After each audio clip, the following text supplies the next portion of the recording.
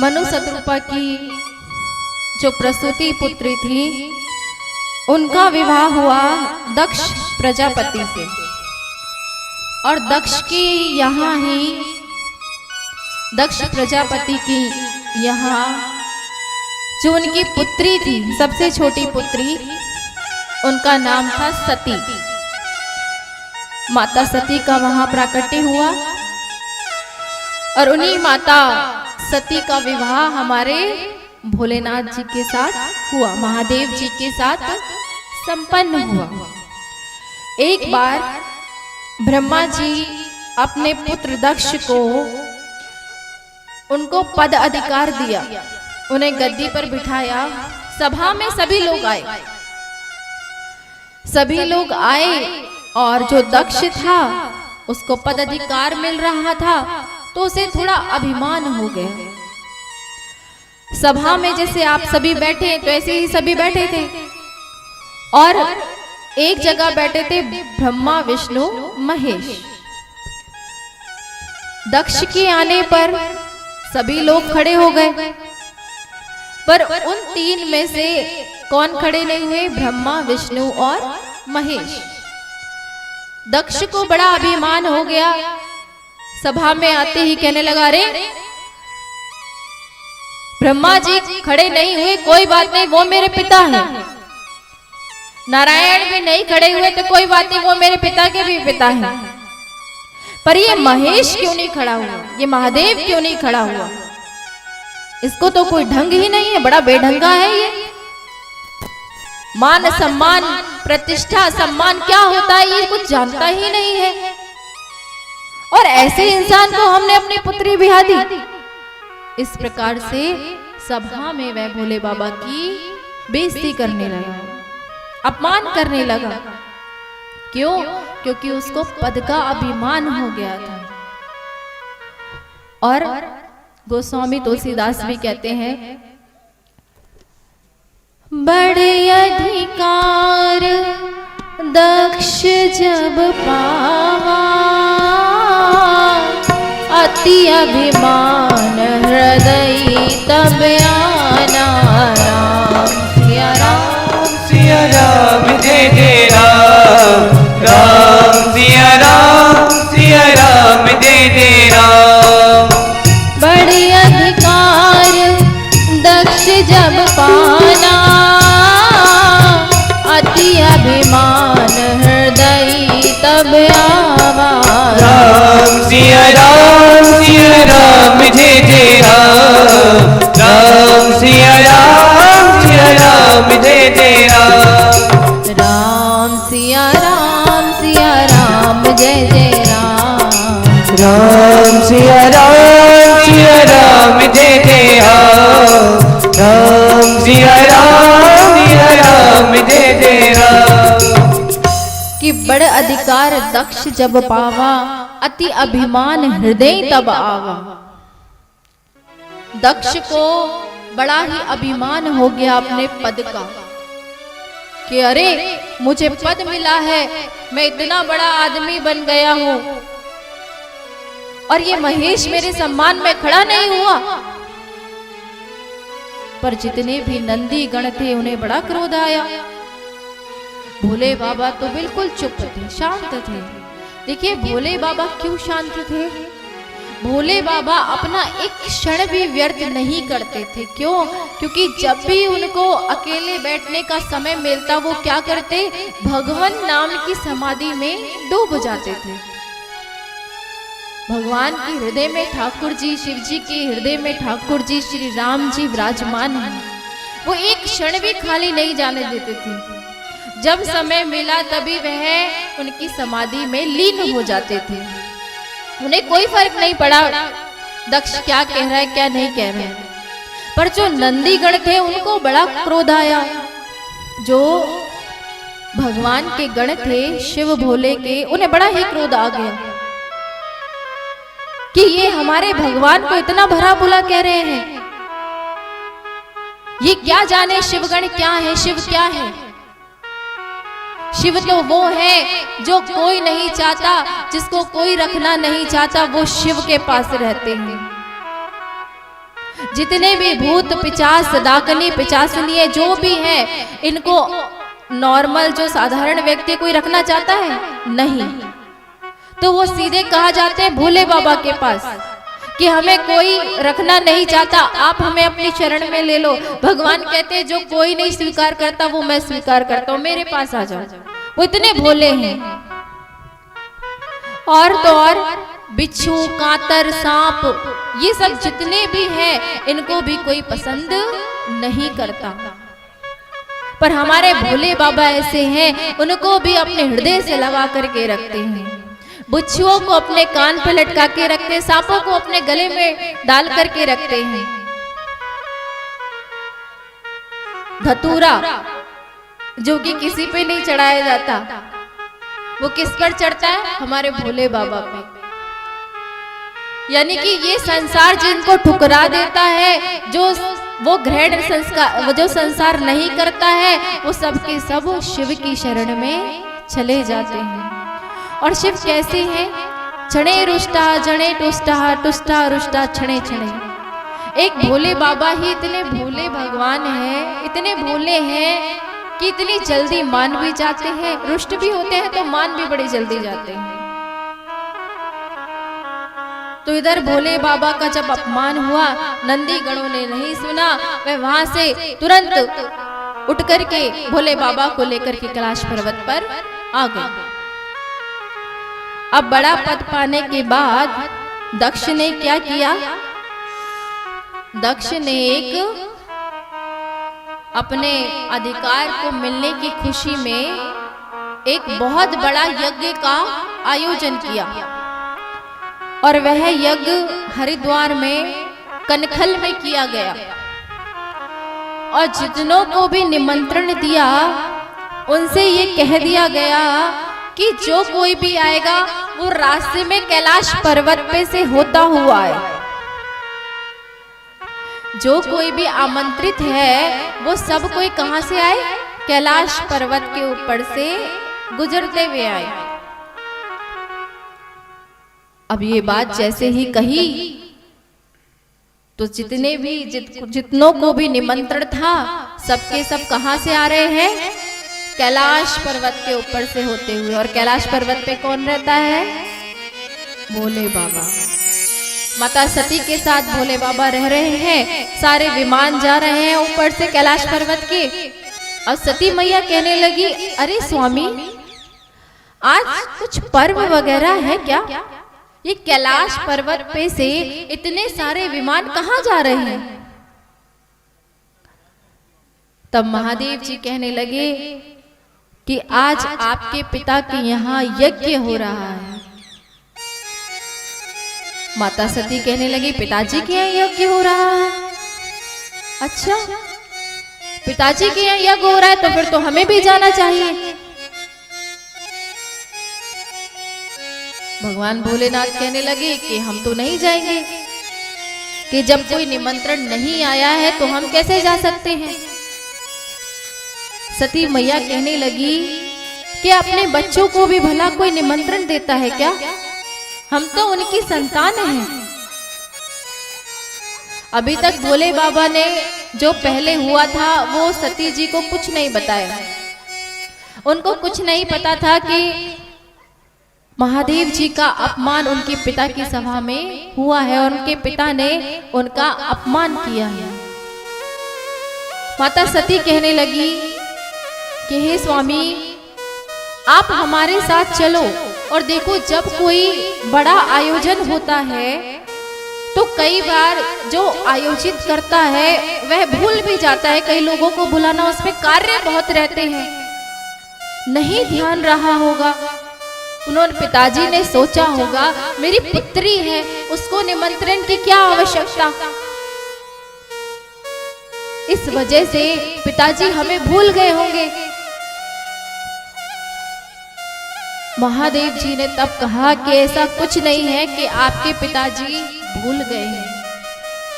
कुछ समय पहले की बात है कि इस तरह से आपके पिताजी को जब पद अधिकार दिया जा रहा था, हम उनके सम्मान में खड़े नहीं हुए तो उनको बहुत अत्यंत क्रोध आया और उन्होंने हमें खूब भला बुरा कह दिया। अब सती मैया कहने लगी अब तो हमें और जाना चाहिए।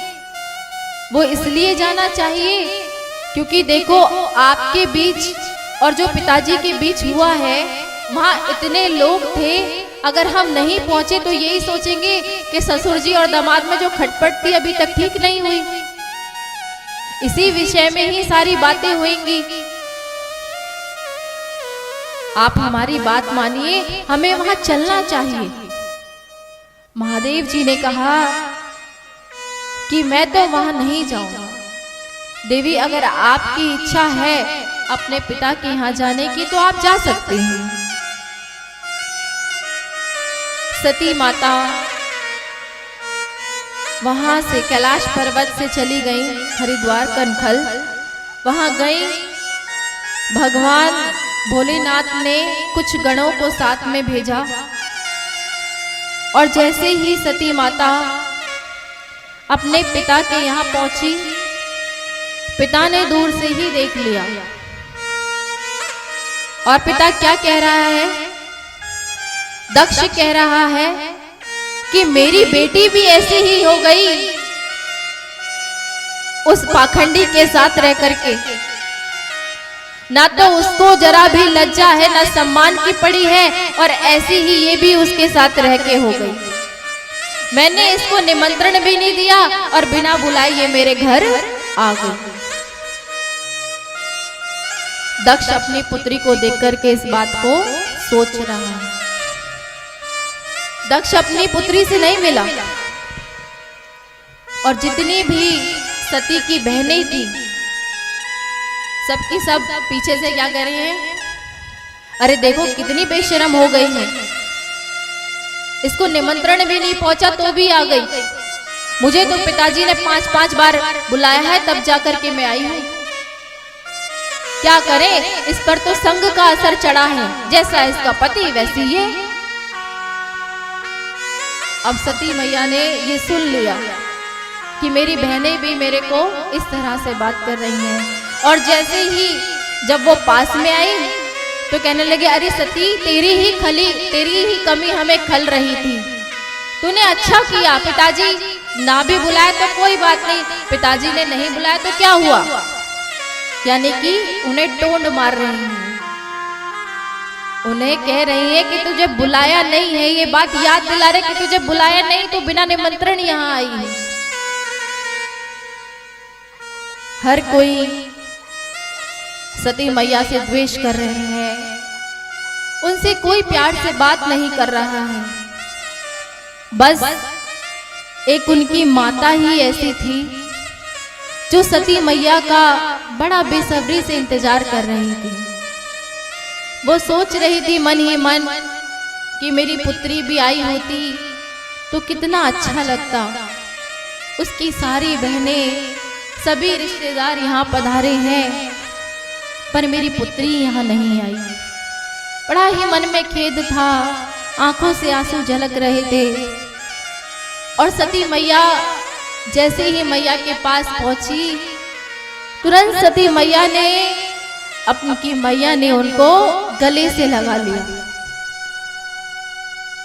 तुलसी बाबा भी क्या कह रहे हैं? सादर भलही मिली एक माता,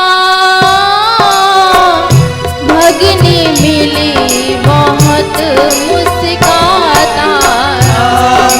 राम सिया राम जय जय राम, राम सिया राम जय जय राम।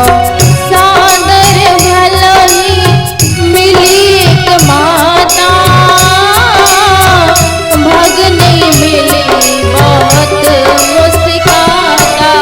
राम सिया राम जय जय राम, राम सिया राम जय जय राम।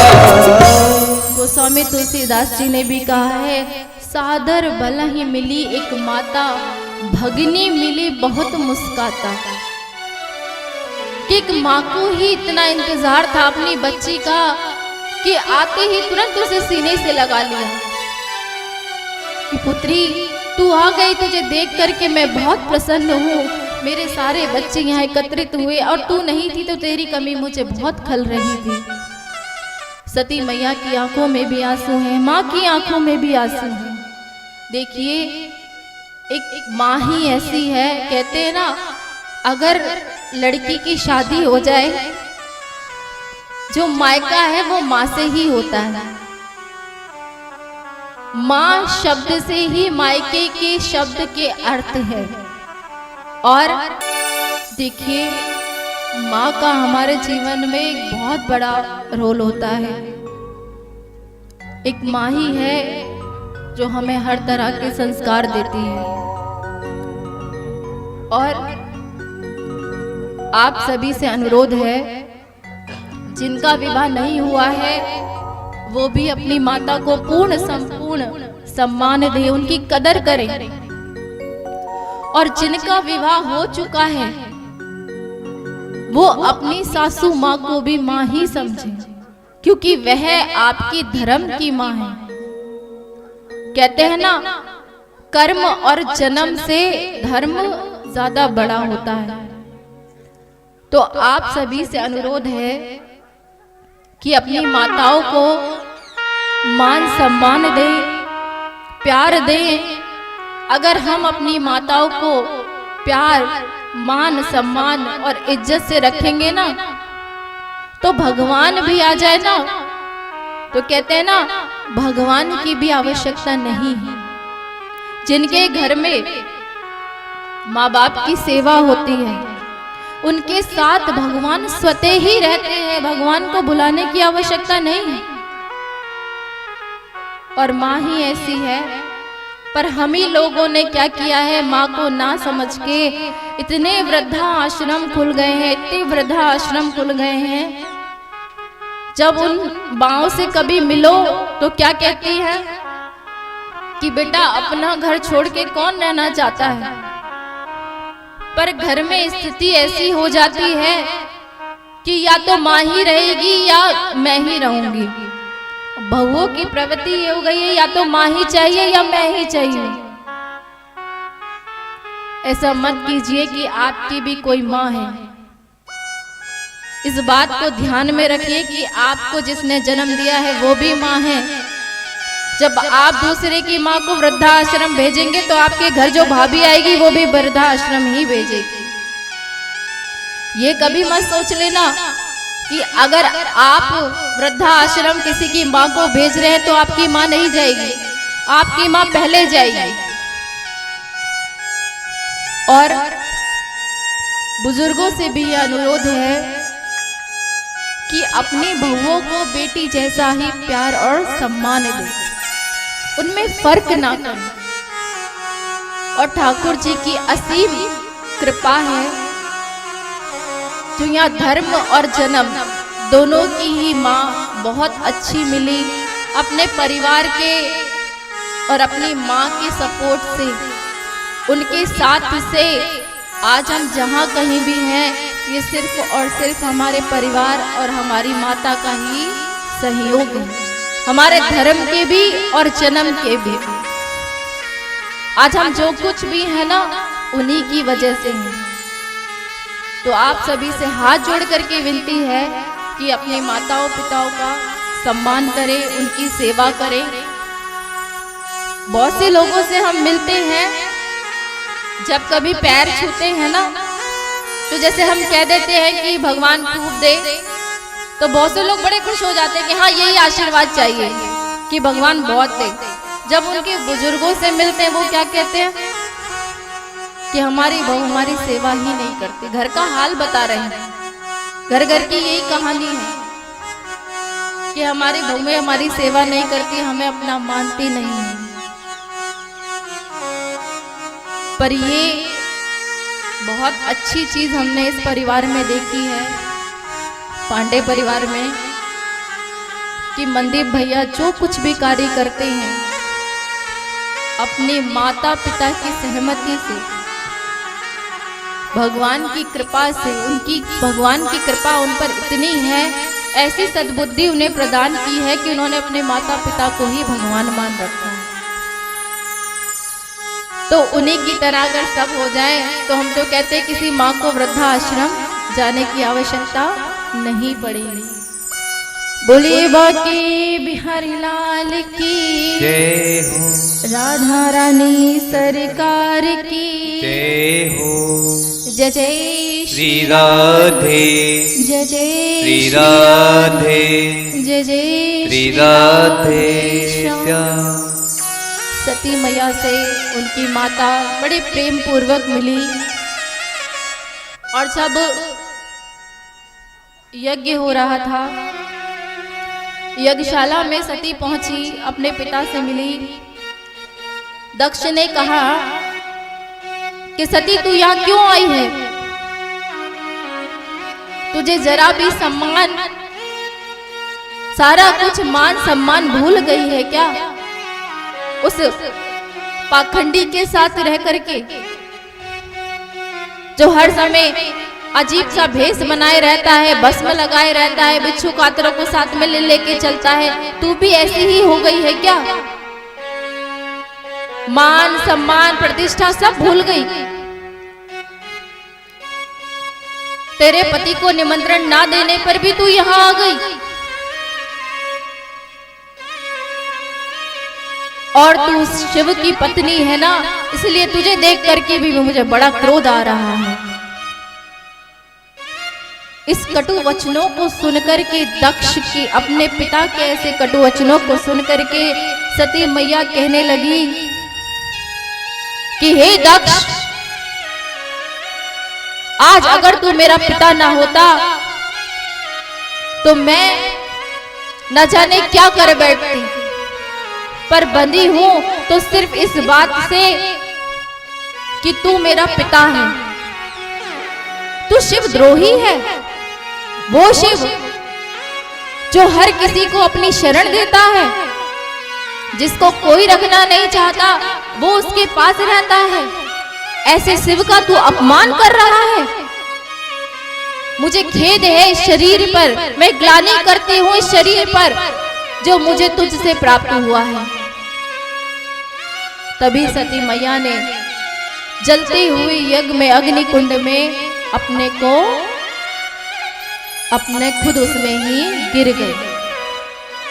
नारद जी ने जाकर के ये बात महादेव जी से कही कि सती मैया अग्नि कुंड में जान करके अपनी जान दे दी है। महादेव जी को क्रोध आया, अपनी जटा को जमीन पर पटका और वीरभद्र नाम का उसने एक गण पैदा हुआ और वह जाकर के तुरंत दक्ष के यहाँ गया और उसने सब जगह लड़ना झगड़ना प्रारंभ किया और दक्ष का सर काट दिया। इधर महादेव जी सती के वियोग में तुरंत वहां पहुंचे, जलती हुई सती माता को अपने कंधे पे लेकर के चलते चले जा रहे हैं। उनके वियोग में महादेव जी भूल गए सती जल चुकी है और उनके जले हुए शरीर को ही सब जगह लेते हुए चले जा रहे हैं। तब नारायण भगवान ने अपना सुदर्शन चक्र चलाया और एक एक अंग जहां जहां गिरता गया वहां शक्ति पीठ का निर्माण हुआ। जहां उनके नैन गिरे वहां नैना देवी, जहां जीव गिरी वहां चंडी देवी, इस प्रकार जहां सर गिरा वहां चामुंडा देवी, इस प्रकार से सारी शक्ति पीठ बन गई। जब नारायण भगवान ने महादेव जी को शांत किया, पुनः वह यज्ञ में आए। अब यज्ञ को पूर्ण करना था, यज्ञ कभी अधूरा नहीं छोड़ा जाता है। तब यज्ञ को पूर्ण करने के लिए दक्ष को, यानी कि महादेव जी के ससुर जी को, नारायण जी के कहने पर महादेव जी ने बकरे का सर अपने ससुर के सर पे लगाया। बकरे का सर लगाया, उसी बकरे के मुख से दक्ष प्रजापति, दक्ष अपने दामाद की स्तुति कर रहा है। और इसलिए कहते ना, बोले बाबा को बम बम बम बम जो कहा जाता है ना, उससे उन्हें याद आ जाता है कि ये मेरे ससुर जी का ही जो उनका सर कटा था, वही बकरे की आवाज में ही उन्होंने दामाद जी की स्तुति की। तो इसलिए जब भोले बाबा का नाम लिया जाता ना, भोले बोल बम बम, तो उन्हें अपने ससुर जी याद आ जाते हैं। तो उसी प्रकार यज्ञ में बचा हुआ भाग भगवान शिव को दिया गया। इधर श्री सुखदेव जी कहते हैं कि हे राजा परीक्षित, अगर भगवान ने देखो ये शरीर दिया है तो इस शरीर से हमें क्या करना चाहिए? भगवान नाम का भजन करना चाहिए, परमार्थ में इस शरीर को लगाना चाहिए। अगर कोई सामर्थ्यवान नहीं है तो उसको अपने सामर्थ्य द्वारा उसकी सहायता करनी चाहिए। श्री सुखदेव जी कहते हैं कि हे राजा परीक्षित, इधर यहाँ मनु शत्रुपा की पुत्रियों का वर्णन पूरा हुआ।